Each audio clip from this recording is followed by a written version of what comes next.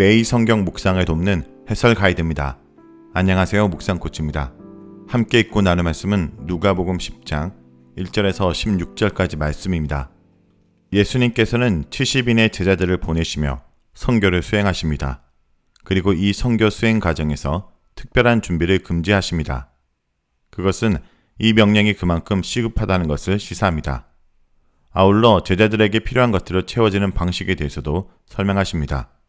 그리고 제자들의 필요를 채워준 자들에게 평안을 빌라는 명령도 주십니다. 먼저 1절에서 3절 읽겠습니다. 그 후에 주께서 따로 70인을 세우사 친히 가시려는 각 동네와 각 지역으로 둘씩 앞서 보내시며 이르시되 추수할 것은 많되 일꾼이 적으니 그러므로 추수하는 주인에게 청하여 추수할 일꾼들을 보내주소서 하라. 갈지어다 내가 너희를 보냄이 어린 양을 이리 가운데로 보낸 것 같도다. 1절에서 2절은 선교를 위해 70인을 세우는 예수님입니다.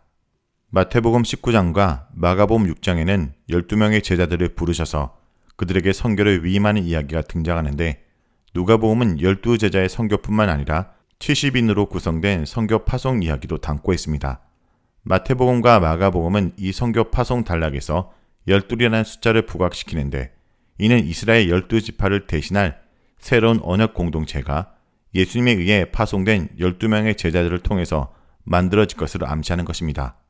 그런데 누가복음에서는 12명과 마찬가지로 70명의 사람들은 예수님께서 가시려는 동네와 지역에 앞서 파송되는데 2명씩 짝을 지어서 파송되고 있습니다. 70이라는 숫자가 부각되고 있습니다. 민수기 11장은 모세를 도울 사람들을 70명으로 선발하는 이야기를 담고 있습니다. 70이라는 숫자는 당시 열방을 나타내는 숫자로 이해되어 왔습니다. 아마도 누가복음은 이 숫자를 통해서 예수님으로 인해서 전파될 하나님 나라의 복음이 유대만 국한되는 것이 아니라 전 세계로 퍼져나갈 것에 대한 암시를 하고 있는 것으로 보입니다. 이러한 해석은 2절에 추수의 이미지가 등장하는 것을 통해서도 알 수 있습니다. 3절에서 예수님은 70인을 보내는 것이 마치 어린 양을 이리 가운데 보내는 것과 유사하다고 말씀하십니다. 이것은 그들이 마치 자신의 선생이신 예수님과 같이 세상 가운데 연약한 모습으로 비춰질 것임을 암시합니다. 다음은 4절에서 9절을 읽겠습니다. 전대나 배낭이나 신발을 가지지 말며 길에서 아무에게도 문안하지 말며 어느 집에 들어가든지 먼저 말하되 이 집이 평안할지어다 하라. 만일 평안을 받을 사람이 거기 있으면 너희의 평안이 그에게 머물 것이요 그렇지 않으면 너희에게로 돌아오리라. 그 집에 유하며 주는 것을 먹고 마시라. 일꾼이 그 싹을 받는 것이 마땅하니라. 이 집에서 저 집으로 옮기지 말라. 어느 동네에 들어가든지 너희를 영접하거든 너희 앞에 차려놓은 것을 먹고 거기 있는 병자들을 고치고 또 말하기를 하나님 나라가 너에게 가까이 왔다 하라. 4절에서 예수님은 이 여행에서 불필요한 물품을 전대, 배낭, 신발로 말하고 있습니다. 팔레스타인의 풍습은 여행할 때 허리에 전대 같은 것을 찾는데 마태복음에서는 이 풍습을 따라 허리에 전대에 금, 은, 돈 같은 것을 집어넣지 말라라고 권고를 담고 있습니다. 누가복음에서는 이러한 목록들을 등장하지 않고 다만 전대를 금함으로 이 여행의 시급함을 부각시키는 것으로 보입니다. 이 여행은 그러한 특별한 준비 없이 떠날 수 있고 그만큼 선교는 급박한 것이라는 점이 부각되었습니다. 이곳에 나타나는 원리는 제자들은 이 여행에서 하나님을 신뢰해야 된다는 것입니다. 연이어 등장하는 구절들이 분명히 나타내듯이 필요한 음식과 잠자리가 보장되어 있습니다. 이곳에 등장하는 원리는 우선순위를 분명히 하라는 것입니다. 물질적인 공급에 대해서 이러한 태도를 견지하는 것은 선교에 임하는 제자 자신의 태도를 위해서 유익합니다. 그 자신이 실제적인 공급에 관해서 하나님을 신뢰하고 있기 때문입니다. 또한 이러한 태도는 종교를 자신의 사사로운 이익을 위해서 사용할 가능성이 있는 악한 세대에 제자 자신의 신뢰도를 위해서도 유익합니다. 교회에 속한 멤버들이 물질적인 것에 온통 마음을 지배받고 있다면 세상을 향해 하나님 나라의 심각성을 선포하는 제자들의 선포는 아무런 설득력이 없을 것입니다. 5절에서 6절은 선포되는 평안입니다. 평안을 비는 행위는 단순히 형식을 차리는 인사 정도에 말하는 것이 분명히 아닙니다. 누가복음과 사도행전에서 사용되는 단어인 평안은 구원의 결과로 사람들이 누리게 되는 상태를 묘사할 때 사용되곤 합니다. 또한 구약 성경은 하나님의 사람이 선포한 말의 위력에 대한 여러 정보를 제공해 주는데 하나의 예로 창세기 27장 33절에서 38절에 이삭이 베풀었던 축복과 말이 지니는 효력을 생각해 볼 수 있습니다. 제자들이 자신이 방문한 가정에 베풀었던 평안을 기원하는 행위는 분명한 효력을 발휘하는 점이 강조되고 있습니다. 7절에서 10절은 필요가 채워지는 예수님의 대안입니다. 4절에 언급된 금지 명령들은 제자들에게 다른 방법을 통해서 필요한 것들이 공급되리라는 것을 암시합니다. 이 가정은 다음과 같은 말씀을 통해 7절에서 확정됩니다. 일꾼이 그 싹을 받는 것이 마땅하니라.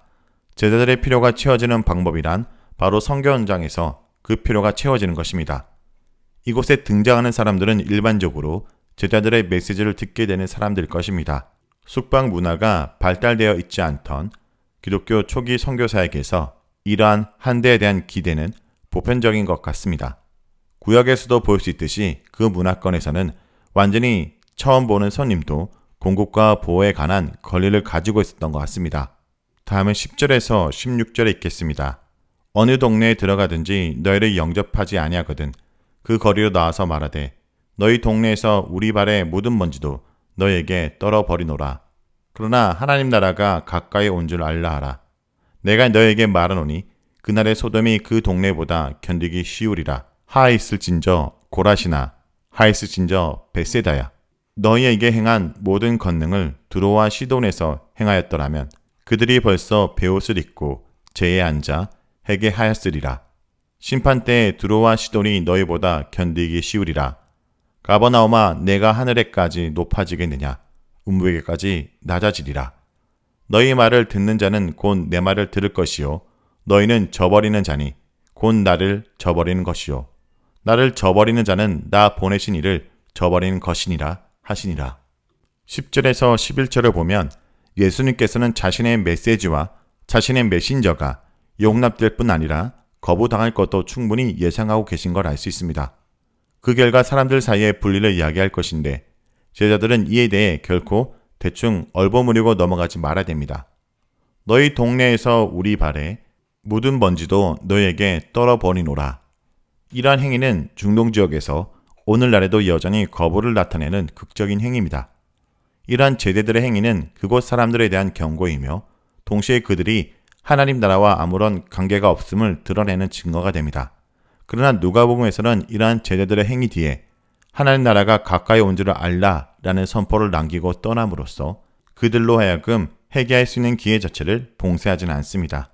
12절에서 15절은 거부자를 위해 예비된 피할 수 없는 심판을 말합니다. 예수님의 메신저를 거절한 동네에 대한 심판이 선언되고 있습니다. 여기서 70인의 제자들을 거절하는 행위는 예수님 자신을 거절한 것으로 이해됩니다. 이러한 이해는 16절에 가서 명시적으로 등장합니다. 예수님의 메신저를 거부한 동네는 소돔이 경험한 심판보다 더 가중한 심판을 경험하게 됩니다. 소돔은 구약 성경에서 죄가 관영한 것으로 악명 높은 핵심 도시였으며 불과 유황에 의해 완전히 파괴되었습니다.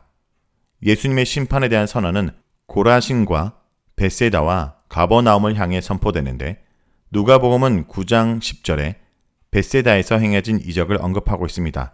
두로와 시돈은 구약 성경 선지자들에 의해서 하나님과 그분의 뜻을 받아들이지 않는 것에 관해 심한 공격을 받았고 이방 세계의 오만을 상징적으로 나타내주는 도시입니다. 그러나 갈릴리 주변 도시들이 예수님과 그의 능력 있는 사역들이 드러내주고 있는 짙은 호소와 직접적인 증거들의 적절한 해결로서 반응하지 못하는 것은 두로와 시돈의 불신앙의 모습보다 훨씬 더 심각한 것입니다.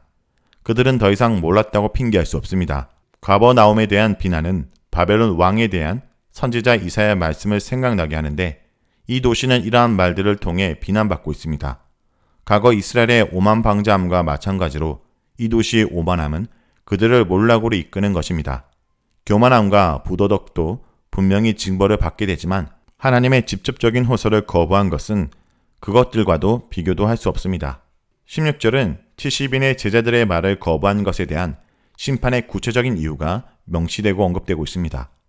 70인의 제자들의 말은 곧 예수님 자신의 말로 이해되고 있기 때문입니다. 따라서 제자들을 거부하는 행위는 예수님을 거부하는 행위가 되는 것이고 결과적으로 이는 예수님을 보내신 이인 하나님을 거부하는 행위가 되는 것입니다. 하나님은 용서하기 위해 제자들을 보내셨는데 용서받기를 거부한 죄는 절대로 용서받을 수 없습니다. 자, 여기까지가 누가복음 10장 1절에서 16절까지 말씀입니다. 오늘 말씀을 통해 우리는 무엇을 묵상하고 적용할 수 있을까요? 복음을 배척하는 것은 심판이 유효합니다. 제자들이 전한 복음을 듣고 하나님의 능력을 보고도 복음을 거절하는 자들은 심판하십니다. 제자들은 그리스도의 대리자로서 하나님의 권세 있는 말씀을 선포하는 자들이기 때문에 이들을 배척하는 것은 곧 하나님을 배척하는 것입니다. 따라서 예수님의 직접적인 복음 전파의 능력을 거역했던 도시들이 심판을 받듯이 제자들이 선포한 복음을 배척하는 도시도 동일한 심판을 받을 것입니다. 그리고 오늘날 이렇게 복음을 배척하는 곳에 심판이 유효합니다. 성도 여러분, 그러므로 오늘도 말씀을 통해 들려오는 복음에 마땅한 반응을 하시길 바랍니다. 세상에 유익한 소식이 아니라 말씀이 이루어졌고 말씀을 이루어 가시는 그 복음을 듣고 마땅한 반응으로 그 복음을 전파하는 주의 백성들로 살아가길 간절히 기도드립니다.